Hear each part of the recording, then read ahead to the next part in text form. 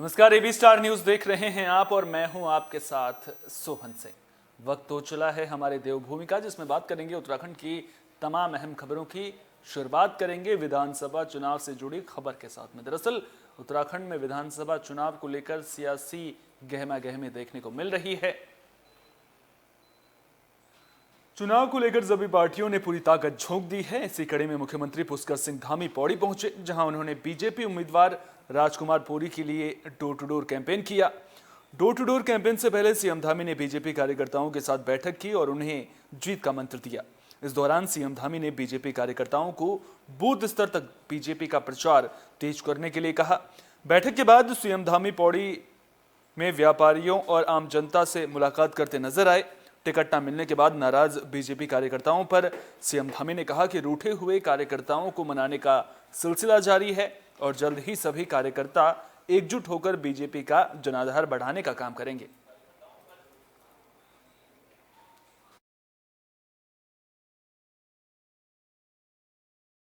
नहीं, सभी लोग मान गए हैं और ऐसा कहीं नहीं है, एक आध दो जगह पर रह गया है, वो भी मान जाएंगे, कोई दिक्कत नहीं है। और हम लोगों ने सभी जगह गए, सभी हमारी पार्टी का बड़ा परिवार है और परिवार में ठीक है, स्वाभाविक है सब लोगों की, चूँकि सभी लोग चाहते थे कि चुनाव में जाए, लेकिन देशकाल परिस्थिति ऐसी बनी है कि एक ही आदमी चुनाव लड़ सकता है। बाकी जो लोग नहीं लड़ रहे हैं, जो नहीं है, उनका भी आगे उनके बारे में भी विचार होगा, सभी का सम्मान होगा। और हमारी पार्टी आज विश्व की सबसे बड़ी पार्टी है, क्योंकि संगठन में एक समय में एक ही को उतारा जा सकता है। पूर्व मुख्यमंत्री हरीश रावत चुनाव को लेकर एक्टिव मोड में नजर आ रहे हैं। लगातार वे जनता के बीच पहुंच रहे हैं और जनता से कांग्रेस के पक्ष में मतदान करने की अपील करते हुए नजर आ रहे हैं। आपको बता दें कि हरीश रावत लालकुआं सीट से चुनाव लड़ रहे हैं। वे लगातार लालकुआं विधानसभा में जाकर वो लगातार लालकुआं विधानसभा में पहुंच रहे हैं, लोगों के बीच पहुंच रहे हैं। इसी कड़ी में हरीश रावत ने गोरा पड़ाव में अपने कार्यालय का उद्घाटन किया, जिसके बाद सीएम हरीश रावत गौलापार चोरगलिया मटहल्दू पहुंचे, जहां उन्होंने लोगों से कांग्रेस के पक्ष में मतदान करने की अपील की। हरीश रावत चोरगलिया में आयोजित कबड्डी प्रतियोगिता में खिलाड़ियों के साथ कबड्डी खेलते हुए भी नजर आए। तो अब कबड्डी के दंगल में तो हरीश रावत हाथ आजमाते हुए नजर आ रहे हैं, लेकिन इस कबड्डी के दंगल से सियासी दंगल में उन्हें कितना माइलेज मिलेगा, ये तो आने वाला वक्त ही बताएगा।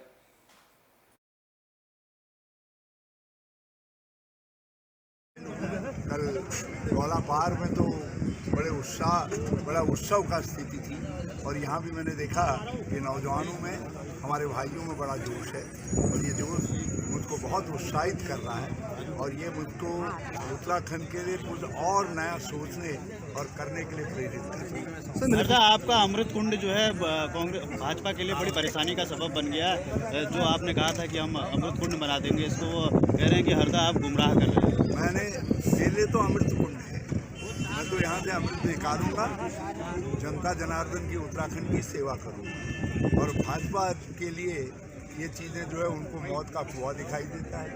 तो ये इतनी अपमानजनक टिप्पणी, भाजपा को ही मुबारक हो। हरीश रावत तो जनता जनार्दन का इस तरीके का अपमान नहीं कर सकता। पूर्व मुख्यमंत्री हरीश रावत इसके बाद हरिद्वार भी पहुंचे, जहां उन्होंने हरिद्वार और हरिद्वार ग्रामीण विधानसभा क्षेत्र में जनसंपर्क किया। आपको बता दें कि इस बार के चुनाव में हरीश रावत की बेटी भी चुनाव लड़ रही हैं। तो हरिद्वार और हरिद्वार ग्रामीण विधानसभा में जनसंपर्क करते हरीश रावत नजर आए। इस दौरान उन्होंने लोगों से कांग्रेस के पक्ष में मतदान करने की अपील की। इस मौके पर बड़ी संख्या में मौजूद पार्टी कार्यकर्ताओं ने हरीश रावत का स्वागत किया। पत्रकारों से बातचीत के दौरान हरीश रावत ने कहा कि जिले की सभी 11 विधानसभा सीटें कांग्रेस की झोली में आ रही हैं और इस बार हरिद्वार की जनता कांग्रेस को निराश नहीं करेगी। बता दें कि हरिद्वार ग्रामीण सीट से हरीश रावत की बेटी अनुपमा रावत चुनावी मैदान में हैं।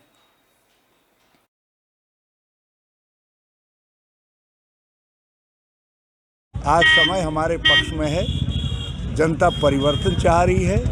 भाजपा के 5 साल के कुशासन से तिक्त आ गए हैं, विकास ठप पड़ा हुआ है। केवल मुख्यमंत्री बदल करके लोगों के आंखों में धूल झोंकने का काम कर रहे हैं। महंगाई चरम पर है, बेरोजगारी निरंतर बढ़ रही है। जो नाराज हैं हम उनको खुश कर लेंगे, उनको हक है। यदि वो हमसे खुश होते हैं तो उनको नाराज़ होने का भी हक है, लेकिन इस समय प्रश्न नाराज़गी का नहीं है, प्रश्न है पार्टी को जिताने का, सरकार बनाने का।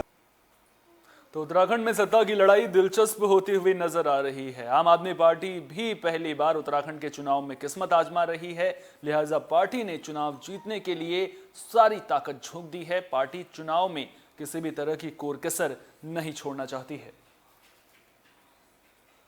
आम आदमी पार्टी से दिल्ली के कैबिनेट मंत्री राजेंद्र पाल गौतम इसी कड़ी में पौड़ी पहुंचे। उन्होंने आप उम्मीदवार मनोहर लाल पहाड़ी के लिए घर घर जाकर जनसंपर्क किया। जनता से संवाद करते हुए राजेंद्र पाल गौतम ने कहा कि जिस तरह से आम आदमी पार्टी ने दिल्ली में शिक्षा, स्वास्थ्य और रोजगार के क्षेत्र में बेहतर काम किया है, उसी को देखते हुए आम आदमी पार्टी के उम्मीदवारों को भी विधानसभा चुनाव में मौका दिया जाना चाहिए।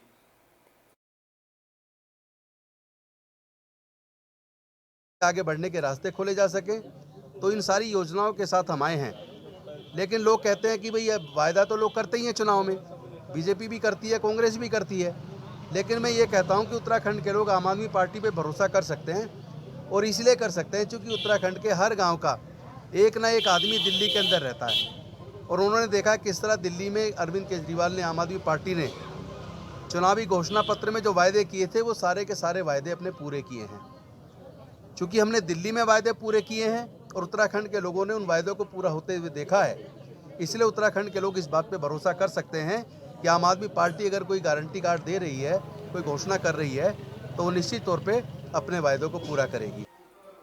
तो उत्तराखंड में इस बार खूब सियासी धमाचौकड़ी देखने को मिल रही है। इससे पहले तक मुकाबला कांग्रेस और बीजेपी के बीच में होता हुआ नजर आ रहा था, लेकिन अब इस बार आम आदमी पार्टी के भी चुनावी मैदान में उतरने के बाद सियासी समीकरण दिलचस्प बनते हुए नजर आ रहे हैं। मुकाबला त्रिकोणीय नजर आ रहा है। बात अगर नरेंद्रनगर विधानसभा सीट की करें तो नरेंद्रनगर विधानसभा सीट से आम आदमी पार्टी ने पुष्पा रावत को उम्मीदवार बनाया है, लिहाजा पुष्पा रावत ने चुनाव को लेकर पूरी ताकत झोंक दी है। वह लाव लश्कर के साथ चुनाव प्रचार करने पहुंची।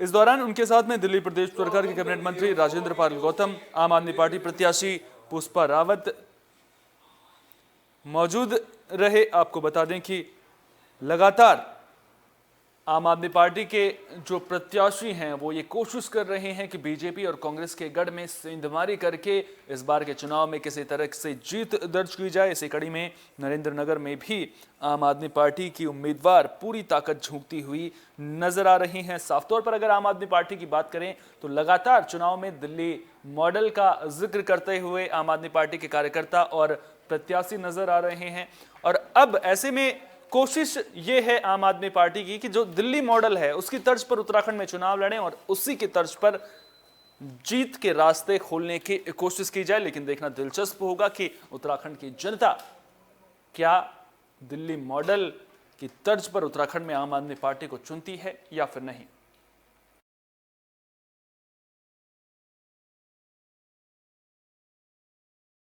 इलाज यहाँ उपलब्ध नहीं, इलाज के लिए नीचे जाना पड़ता है देहरादून, और देहरादून में भी इलाज अब पूरा नहीं मिलता तो दिल्ली जाना पड़ता है। तो मैं समझता हूँ ये मजबूरी थी उत्तराखंड के लोगों की, उनके पास विकल्प नहीं था। आज उनके पास विकल्प है। एक अरविंद केजरीवाल का काम का मॉडल उनके पास उत्तराखंड आया है, और मैं समझता हूँ सभी के बच्चों को क्वालिटी एजुकेशन चाहिए, सरकारी खर्चे पर अच्छी शिक्षा होनी चाहिए, सरकारी खर्चे पर अच्छी स्वास्थ्य सेवाएँ होनी चाहिए, युवाओं को रोजगार होना चाहिए। तो हम लोगों ने जो गारंटी दी है 300 यूनिट बिजली फ्री करने की, हम अपने प्रॉमिस को पूरा करेंगे। महिलाओं को सशक्तिकरण के 1000 रुपया महीना देंगे।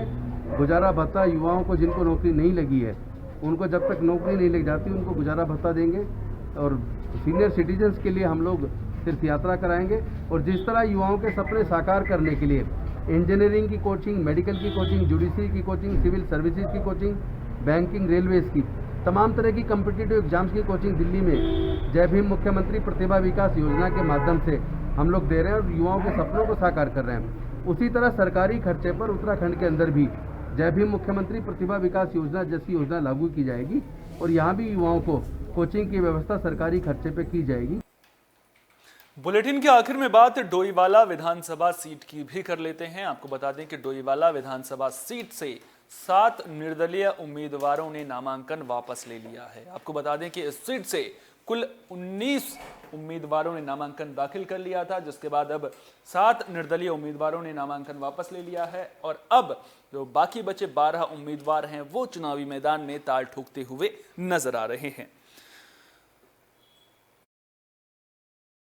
जिन उम्मीदवारों ने नामांकन वापस लिया है उनमें डोईवाला से सौरभ थपलियाल, कैप्टन आनंद सिंह राणा, सुभाष भट्ट, राहुल पंवार, बीरेंद्र सिंह रावत ये नाम शामिल हैं। इन्होंने बीजेपी प्रत्याशी को अपना समर्थन देते हुए अपना नामांकन वापस लिया है।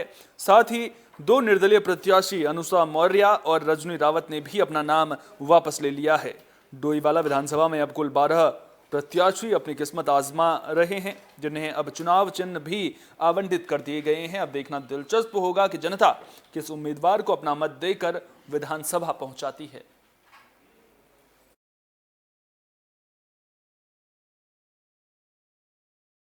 जब हमने भरा था तो उस जब नामांकन भरने के बाद यहाँ पर पार्टी ने अपना प्रत्याशी घोषित किया। डोईवाला सीट एक ऐसी सीट है क्योंकि अंतिम समय में सिर्फ एक सीट ये थी जिस पर कोई निर्णय नहीं हो पाया था, तो नामांकन तो कर दिया था। तो उसके बाद जो अपने समर्थक थे, अपने सहयोगी थे और क्षेत्रवासी, सबसे बात करी, उनके बीच में गया, सबके बीच में गया, सबकी भावनाओं का सम्मान करते हुए उनसे अपनी बात रखी कि इस प्रकार से नामांकन तो कर दिया है, परंतु अब आगे क्या निर्णय लेना, तो सब ने बहुत सोच समझ के, क्योंकि पार्टी में पिछले 27 सालों से काम कर रहे हैं भारतीय जनता पार्टी के लिए और पार्टी के साथ जुड़े हुए हैं, पार्टी में प्रमुख कार्यकर्ता हैं और विभिन्न जिम्मेदारियों पर हैं, तो अपनी भारतीय जनता पार्टी को ही मजबूत बनाना है।